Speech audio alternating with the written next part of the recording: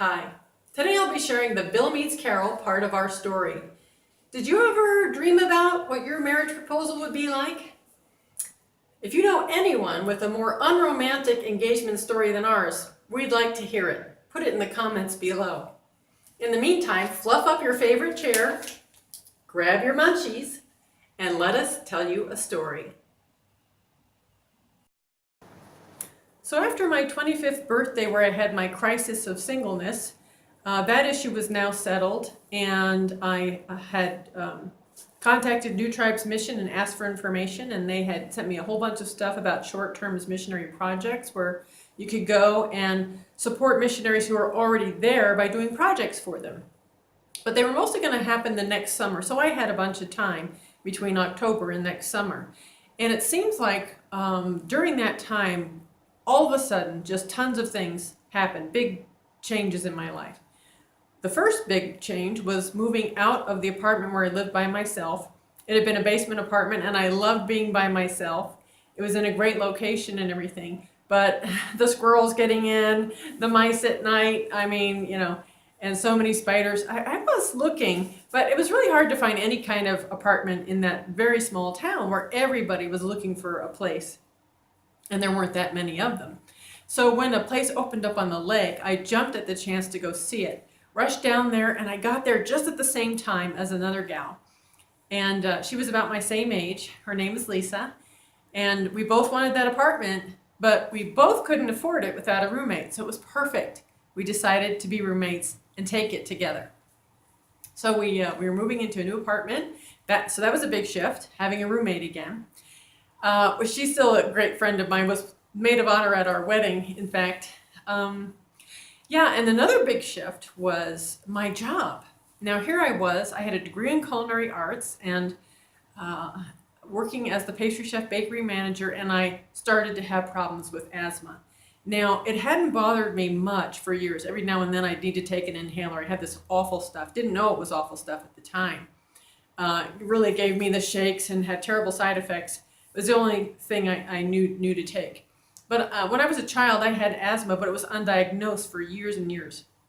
And I had chronic bronchitis. I remember being propped up on pillows in my room with the vaporizer going, looking out the window at my sister flying a kite and just thinking, I'm stuck in here because I can't breathe. It was awful. I was on a lot of medications as a kid for that. Anyway, it hadn't bothered me much for so long, and suddenly it flared up horribly. And the worst, of course, was at work. All the flour in the air, all the yeast in the air. And so we tried different things.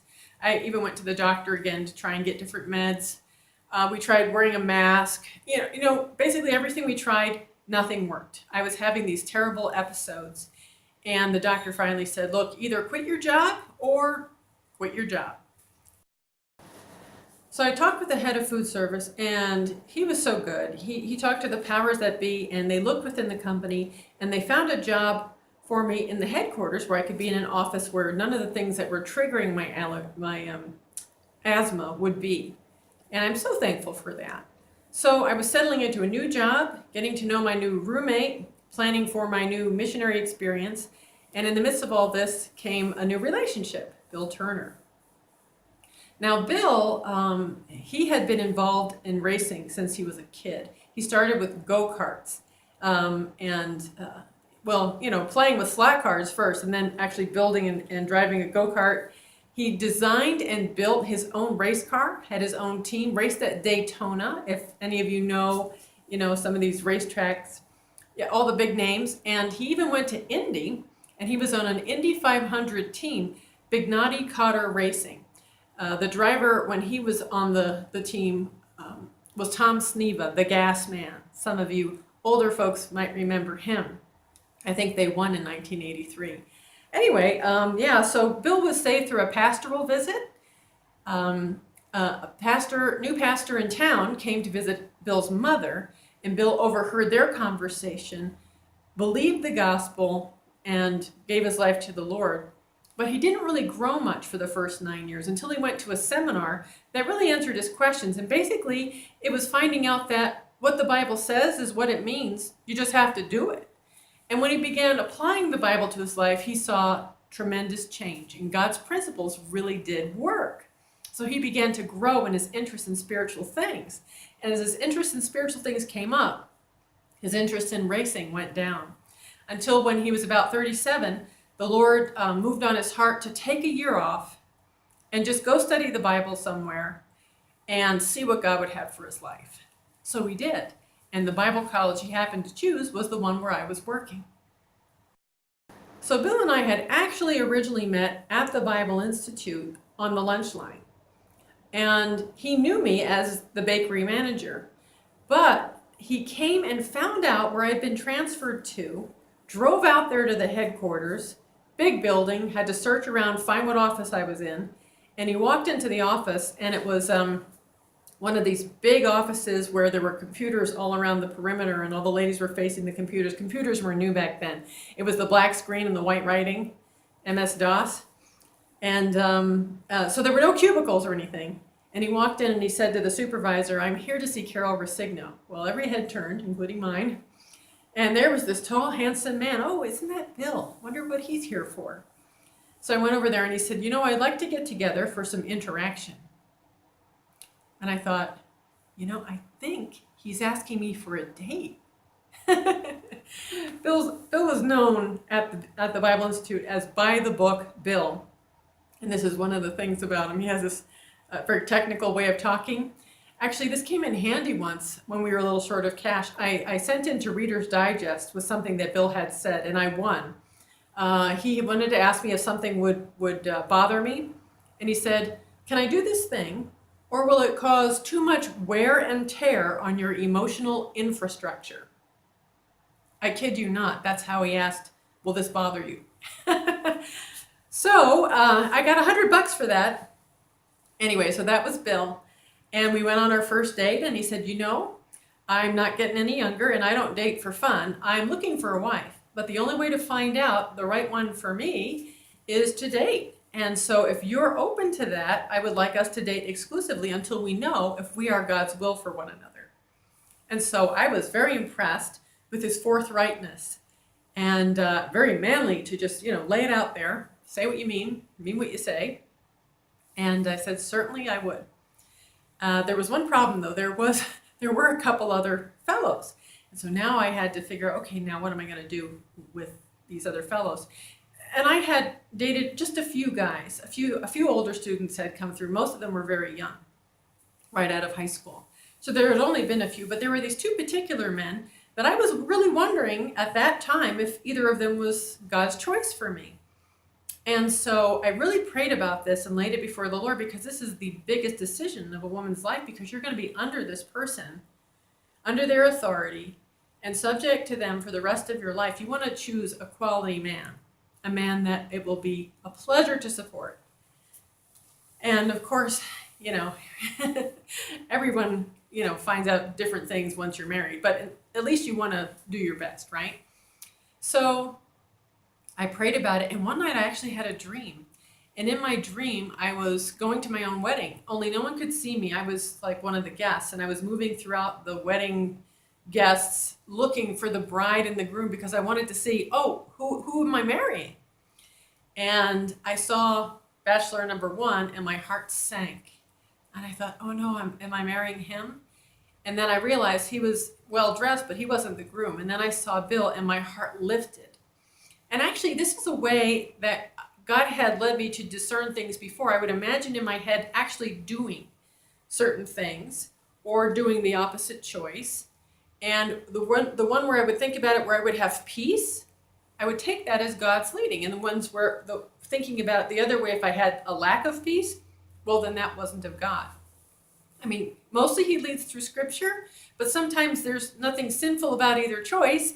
Both could be good, and you need the discernment of the Holy Spirit. So I had this dream. So that was one thing. And then another kind of a funny thing. God has such a sense of humor.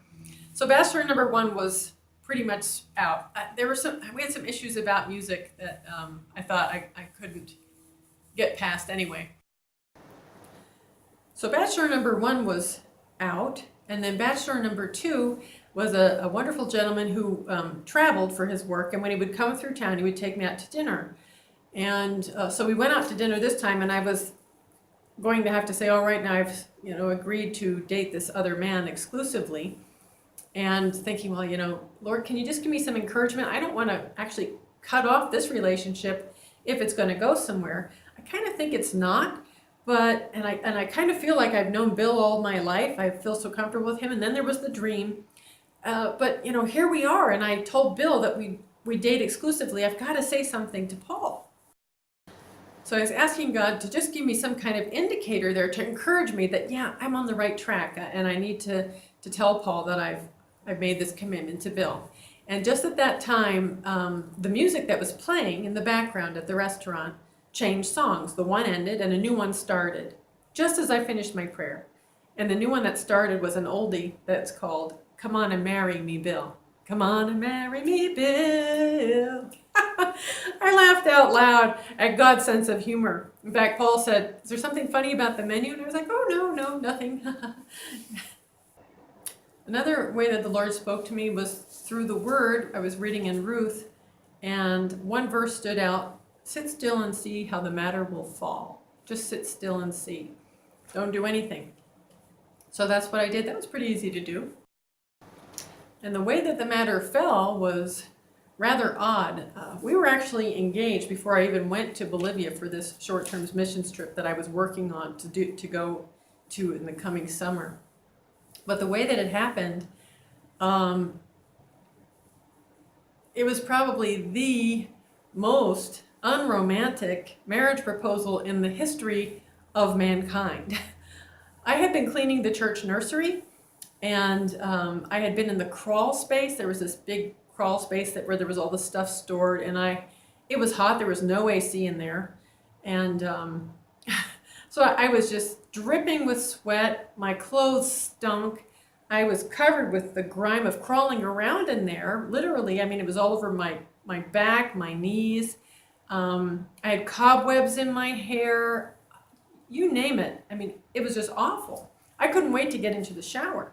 So I'm just there getting ready to go into the shower in my sweats in this condition, and the doorbell rings. Ding dong. Oh, it's Bill. Oh, well, okay. Hi, Bill. And that's how he proposed to me, in that state. He didn't notice and say, okay, I think I'll pick another time. He would tell me later that he felt God prompting him when he was in the car. Just ask her, just ask her. But of all the ways that God could have engineered it, that's not one that I would have fantasized about how romantic my marriage proposal could be. Anyway, that's what happened as I sat still. That's how the matter fell. And there was no ring either, because Bill had, taken off of work in order to go to the college for a year, and he wound up actually staying 2 years, so there was all that expense for tuition and living, so he'd spent his savings. So I went to the Lord and I said, God, I'm a woman. Women dream. You made us this way. We dream about our marriage proposal, our engagement ring, being swept off our feet. This is not it. And what's more is, I really felt like the Pinocchio Bride. I'm kind of not real, because even though we're now engaged, there's no ring, and we just didn't do any of it right. And I was missing one of the most important events of my own life. And I went to God in prayer and just poured out my heart, and, reminded him how he made women, and how much I yearned to just be able to enjoy the romance of the occasion, and to feel feminine and lovely. And instead it was all kind of the opposite. And so, but you know how God does, he works in our hearts. And by the time I got up off my knees, I did have a whole new perspective. And my perspective was that I am so blessed, because here I thought I wasn't going to be married ever, and God's brought me this wonderful man who I feel like I've known all my life, and we see the Bible the same. We have the same convictions. I'm going to have that lifetime companion. And he brought to my attention the positive side is that, I knew for a fact that Bill wasn't marrying me for my appearance because he was able to propose to me when I was in that state. And in the end, of course, once you do all that, you get to the point where you're good. And I got up from prayer and I said, okay, I'm grateful for the wonderful man you've given me, and I'll be happy without a ring and without a great proposal story because he's your choice for me. So I thought that was the end of it. And one day I'm at work and I get called into the office of the director of finances. And I'm thinking, okay, are they going to need to let me go? What's going on?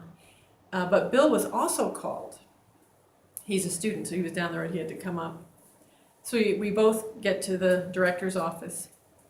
And he says, I've heard that the two of you are engaged, and that's great. And he said, in my position, I've seen a lot of different kind of gift giving to the ministry. Our ministry has received all kinds of gifts, not just money, but lands. Sometimes when people pass away, they give everything to the ministry, all sorts of things. And one of the things that has been donated to us over the years was a ring. And I have never known what to do with it, he said. So I just have kept it in my desk all this time. And since I heard that you two don't have a ring for your engagement, I wondered if this one will do. And he pulled it out and showed it to us. It's an antique ring. It's gold, but the top is either silver or white gold. I'm thinking white gold because it's never tarnished, just like the setting part. And then in the middle of the setting is a tiny little diamond. So it qualified for an engagement ring. And so Bill put it on my finger and it fit. It was actually a little loose, which turned out to be good because I'd gained a lot of weight over the years. So I guess it's kind of funny that I can actually say another man other than my husband actually gave me my engagement ring. But really, it was an answer to prayer. And that engagement ring was from the Lord himself. He provided the ring.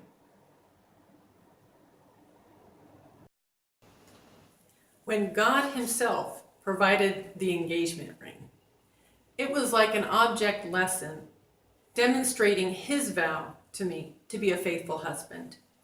For thy maker is thine husband, the Lord of hosts is his name. I will betroth thee unto me forever. Yea, I will betroth thee unto me in righteousness, and in judgment, and in loving kindness, and in mercies. God invented romance, and he is really good at it. Grace and peace to you.